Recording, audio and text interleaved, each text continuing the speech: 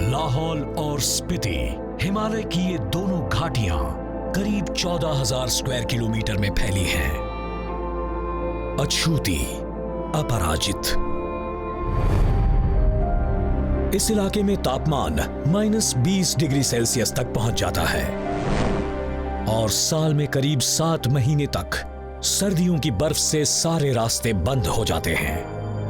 बर्फ को हटाने में या कहें उस रास्ते को 6 से 8 महीने तक खुला रखने के लिए भी जितना खर्च किया जाता था वो बहुत ज्यादा था। बर्फ की ऊंची दीवारें मनाली से लेह तक जाने वाले रास्ते को बंद कर देती हैं और तब रणनीतिक रूप से संवेदनशील लद्दाख तक पहुंचना नामुमकिन हो जाता है, जिसकी सीमाएं पूरब में चीन से और पश्चिम में पाकिस्तान से मिलती हैं। ये पास अपने नाम पर खरा उतरा है और सैकड़ों जिंदगियां ले चुका है, मगर इसके बावजूद ये अहम है। रोहतांग जिस जगह पर है उस लिहाज से स्ट्रेटेजिकली बेहद खास है। प्रतिकूल पड़ोसी और काफी दूरी तक फैले दुर्गम बीहड़ों की वजह से राष्ट्रीय सुरक्षा को खतरा हो सकता है, लेकिन रोहतांग ला साल में आधे समय तक तो बंद ही रहता है। इसलिए इसका एक ही समाधान था, इसके आर पार एक टनल बनाना।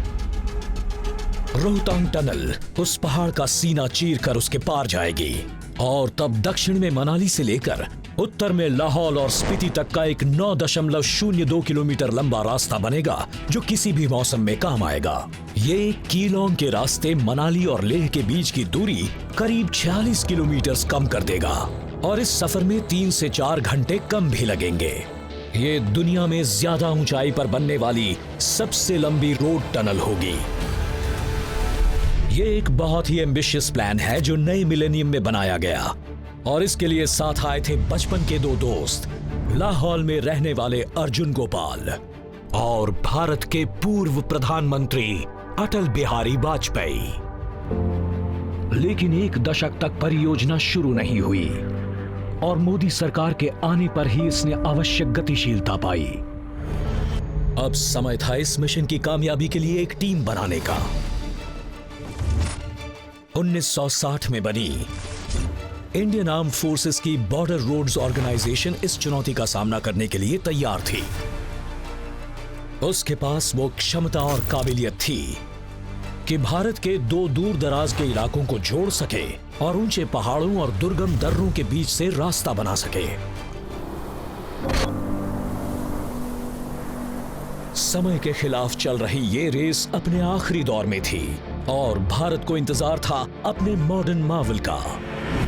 भारत सरकार ने इस मार्वल का नाम भारत के पूर्व प्रधानमंत्री अटल बिहारी वाजपेयी के नाम पर रखने का फैसला किया।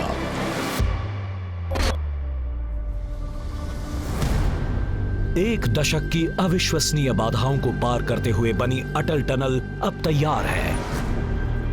प्रधानमंत्री नरेंद्र मोदी के दृढ़ प्रयासों ने इस मॉडर्न मार्वल के निर्माण में महत्वपूर्ण प्रोत्साहन प्रदान किया है।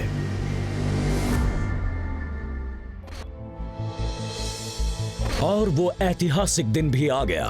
माननीय प्रधानमंत्री श्री नरेंद्र मोदी इस टनल का उद्घाटन करने आए। ये टनल का काम अपने आप में इंजीनियरिंग की दृष्टि से, वर्क कल्चर की दृष्टि से यूनिक है। जब विकास के पथ पर तेजी से आगे बढ़ना हो, जब देश के लोगों के विकास की प्रबल इच्छा हो, तो रफ्तार बढ़ानी ही पड़ती है।